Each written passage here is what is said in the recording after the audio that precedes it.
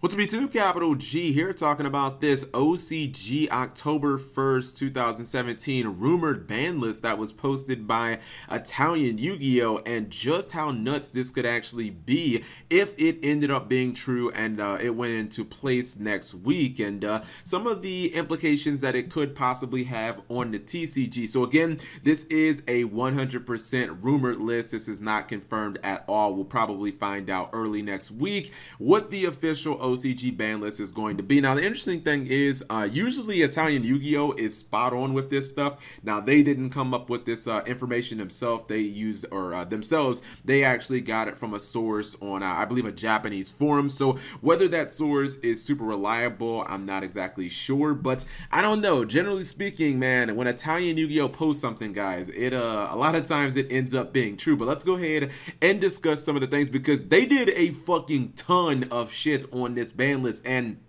it looks like, first off, they want to just take out the True King Dinosaur deck completely. It looks like they want to take out Yang Zings and True Dracos. So under banned or forbidden, whichever one you prefer, they have Denglong, Ancient Fairy Dragon, Masterpiece, Diagram, and Instant Fusion. I saw that and I was like, holy shit. The strangest one to me would probably be Ancient Fairy Dragon, because unless there's some type of weird like FTK, I mean, I'm just not really seeing how that card is broken. I do understand that like ABCs are playing it in the OCG, and it's kind of being used because everybody knows that field spells are just taking over, man. You got people who are playing Dragon's Ravine and Supply, what's it called, Union Hanger, which I was about to call Supply Hanger, Union Hanger in ABCs, and a lot of times people will make that in the ABC deck, and I don't know, that's like the puzzling one to me, because I just don't really see how Ancient Fairy Dragon has ever been ban worthy, but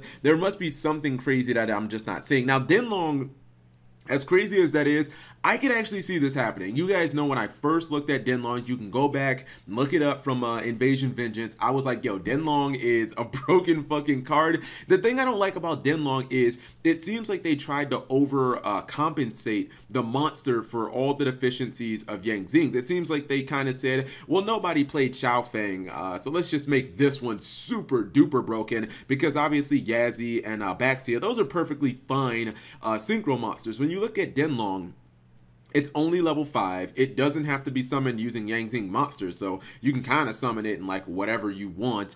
The monster has 0 attack, which is like, okay, it can't really do any damage, but it has 2800 defense for a level 5 synchro. Like, that's pretty powerful. When you summon it, it pays for, I guess, well, at least one of the materials that you put into it by giving you a Yang Zing card, and then when it dies, it summons a Yang Zing monster. So with the resources that you put in, you basically get out, and then you get a Foolish Burial, and it's a tuner on top of that. Like, it just has too many good things going for it. If Denglong got banned, considering how much play it's seeing in the Dinosaur Yang Zing deck, it wouldn't actually surprise me.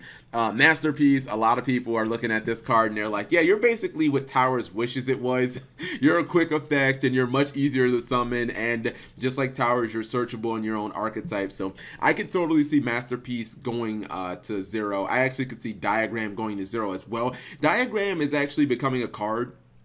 I understand that it supports 2 archetypes, but it's starting to become a card that's like too easily splashable with little engines, and like, just I know a lot of the archetypes are like low tier, but there are too many cards that just can activate by being blown up on the field or blown up in the hand. I think that's the big problem with Diagram, is the fact that you can blow stuff up in your hand and then trigger that. Now, Instant Fusion, and actually let me scroll ahead because they have Norden Unlimited. If you guys are like, what the heck, Cap, why did they ban Instant Fusion? They're basically swapping Instant Fusion and Norden, and the thing about it is, without Zodiac in the meta, how exactly are you going to exploit Instant Fusion? I know some people say that Instant Fusion kind of adds to certain decks being able to make their plays, decks like Karakuri being able to kind of pop off, but I don't know. I feel really weird. I feel like Norden really wasn't the problem. Zodiac was, and banning Norden didn't make Zodiac not good in the TCG. It's still by far the best deck. So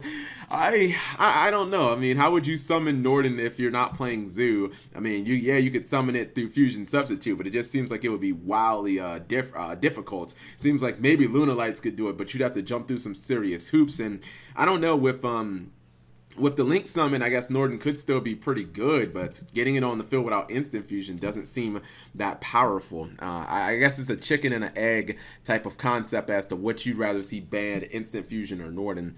Semi-limited, they have Oviraptor, Terraforming, Laval Chain, Shadow, El Shadow Construct, which I saw that and I was like, holy shit.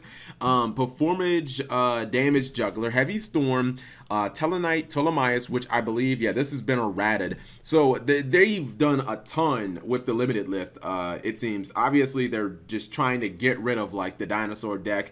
Oviraptor, man, I think the fact that that card can be special summoned and get its ability is a little, it's a little much, especially when there's so many ways to special summon it from the deck, within the dinosaur deck. I could actually see that happening. Terraforming, I'm telling you guys, people laughed at Paul when he said it. I think that Terraforming, I said it a while ago, I was like, Paul, I'm on board. I think Terraforming is heading towards getting banned. I think Konami, they didn't make Metaverse for no reason. They don't want everybody running maximum amounts of Terraforming and field spells. Like, if they made a Terraforming that's a trap, Terraforming is probably on its way to going to ban status. I'm actually surprised that it just didn't get outright banned, even though, again, this is obviously a rumored list. So I can see that happening. Laval Chain, Farfa, Glasgow was talking about this a couple days ago. I really think that the rules and regulations of Reigns have seriously hurt, because I think that Laval Chain is kind of a conduit for a lot of FTK OTKs, but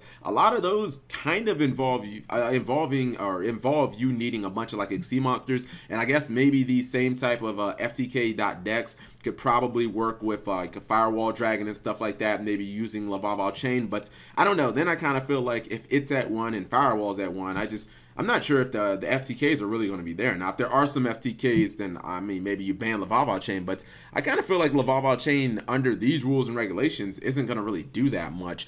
Construct, about fucking time. Like, everybody wants that back. Damage Juggler. I am an advocate of bringing Damage Juggler back. Same thing with Plush Fire. Put them both at 1. Damage Juggler is a crazy card, I understand, but I mean, Performages on Pals, aka Pepe, that was 2 years ago, and one of the dumb things about that deck is it had 3 Damage Jugglers with just 1 Damage Juggler. I don't really see how much damage it could do. Haha, that's a bad pun. That was actually not intended. I think Damage Juggler would be fine at 1. Heavy Storm in the OCG, I think, would just be dumb. Unbanning Heavy Storm and putting it at 1. They have Feather Duster in the OCG. I don't think I want to play in a format where we have Feather Duster and Heavy Storm running around. Like, how are you supposed to play traps at all? I mean, you basically regulate all non-chainable trap cards like out of the game, where it's just like, oh, you play D-Barrier or it's just Hand Trap City. Everyone has to run 3 Maxi, 3 Ghost Ogres, 3 Ash Forehead. You have to run everything hand trap. So I would not like to see Heavy Storm come back if you already have Feather Duster. Maybe one of the 2, which I don't even think is necessary, but to have both of them, like, get the fuck out of here. And then Ptolemaeus is now errated, and it says you can only summon it with 2 light monsters for materials, and to basically go to the 1 rank higher effect, where you can go to like Cyber Dragon Infinity and you can do the weird shit like that, or excuse me, you can go to Nova and then you can rank it up from there, or you can go into what's it called, Constellar Pallades. It says that you have to have 3 materials only, and it can only be used during your turn. That really waters down the card. Holy fuck. If you guys don't know why Ptolemaeus got banned, it's actually weird. It's different reasons. In the TCG, it was because of Performages and Pals and being able to make those like really strong boards with a Ptolemaeus that would turn into potentially like a Cyber Dragon Infinity or a Pallades, and then putting that alongside of like a Rafflesia, and it was just such a strong board. And then the OCG, they had Norden and Ptolemaeus legal at the same time. I think they both got banned at the same time in the OCG, and that was obviously a problem because I believe Norden is a Norden used to be a 1 card Ptolemaeus, which was just out of control, and Heroes was like the best deck there, and Heroes would go Dark Law plus like Ptolemaeus into Cyber Dragon Infinity, and it's like, what the fuck, how are you gonna kill a Dark Law plus a Cyber Dragon Infinity? And I don't even think that they had Kaijus at the time either, so that shit was like unbreakable. No Regeki in the format. So if this is true, I think that Ptolemaeus actually just got really balanced. I mean, I think they could have just had 2 light monsters and it would have been fine because, I mean, what are you making it in at that point? I guess Teller Knights and, you know, Star Serefs and stuff like that. Like, I think Ptolemaeus could definitely come back if they're going to water it down. I don't even think that it needed the whole, it can only be used during your turn. But if they're going to put all three of those conditions in there, Ptolemaeus, I don't really think it's broken anymore. To the semi-limits, Dante, Super Poly, and Luster Pendulum. I don't really think Luster Pendulum's that big of a problem anymore. Pendulums obviously have been nerfed. Dante is what it, I think Dante went the 1 in the OCG. Well, you know, guys, they're obviously going to give us a Burning Abyss monster soon as a Link monster, so they got to get Dante. They got to get him back to playability. They gotta buff those BAs. And Super Poly to 2, I could see that. I mean, Super Poly and Construct do make a little bit of it makes a little bit of some craziness, but outside of Shadows, I feel like Super Poly doesn't really have that much meaning in the game. I feel like Super Poly right now could totally be in the game and it just wouldn't really do anything.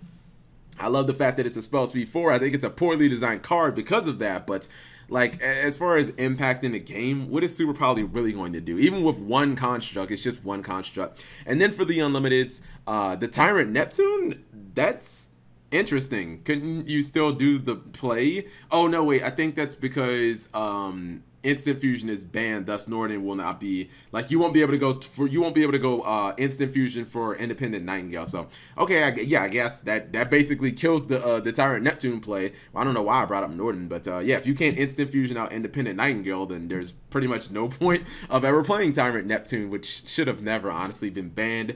Independent Nightingale should have never been a card. Norden is at 3. We talked about that. Blaze Phoenix, the Burning Bombardment Bird. I think that's an FTK with like Elemental Hero, Electrum, or Gustav Max. One of them. I've seen it before.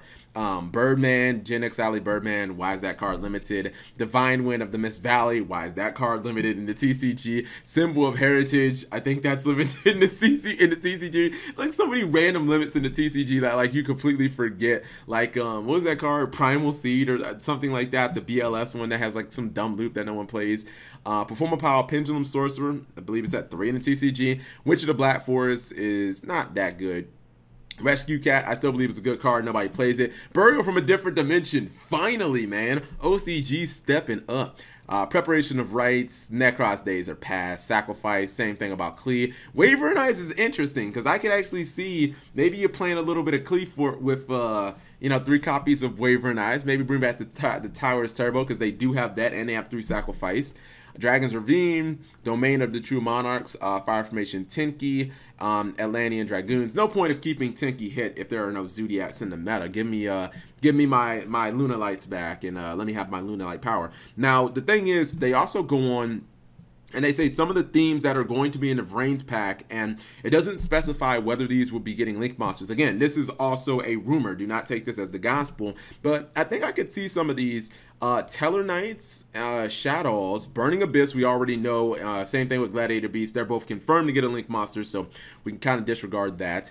Atlanteans, Lightsworn, Ghost Trick, and Laval. I don't know why, but recently I've been finding myself a little bit infatuated with Ghost Tricks. Not exactly sure why that is. I said in a video that you guys will see in a couple of days, I think Ghost Tricks actually are really primed to get a Link monster because they do spam. The Ghost Tricks can put a lot of monsters face down on the field really, really quickly, and having their, I know they're kind of a rank up based deck, not using rank up technically, but ranking up their exceeds. I think a Link monster would be really good. I think Teller Knights would be very good for a Link monster because as many times as the deck goes into Deltaros and Treveyor, Teller Knights can easily make a Link 3, and the deck already runs Call of the Haunteds and Oasis of the Dragon Souls like no one's business. I don't know. I don't think Shadows would work with a Link. Maybe Shadows would get new cards, but I don't think, because Shadows, they don't put a bunch of monsters on the field. The whole point of Shadows is to use Shadow Fusion and fuse from your deck. You're using resources that are not on the field or in the hand, and you kind of just use them from your deck. So that doesn't translate into Link summoning all that well. I think maybe Falco, I mean, that can get other monsters, but I don't really think Shadows would work well with a Link monster at all. And then Atlanteans, Lightsworn, two other decks, maybe Atlanteans, but I don't think Lightsworn maybe would work all that. I mean, I guess because of Lumina and things like Wolf and Felis that summon themselves, but we'll have to see if all this information turns out to be true, if there is any bit of truth in this. Eventually, we will see, obviously, on Monday or so, Konami will probably announce the OCG ban list. But I still think that this is very interesting to talk about and to see if this ended up being true. What would you guys think of some of these changes, and how would you guys feel about like the flip-flopping of Norden and Instant Fusion? That should definitely be one that people are talking about. And do you guys think something like Laval chain could come back? Also, I mean, I'm not going to ask about Shadow Construct because everybody wants to see Construct come back, I would assume at this point. And what do you guys think about some of these decks that possibly might get Link Monsters or might get further support in the Vrains pack? I think Teller Knights would be perfect for a Link Monster. BA, Gladiator Beast obviously need them. Ghost Tricks I think would be fine for a Link Monster as well. Atlanteans, Lightsworn, Laval, and Shadows, I'm not sure about those. Laval maybe because of Rekindling.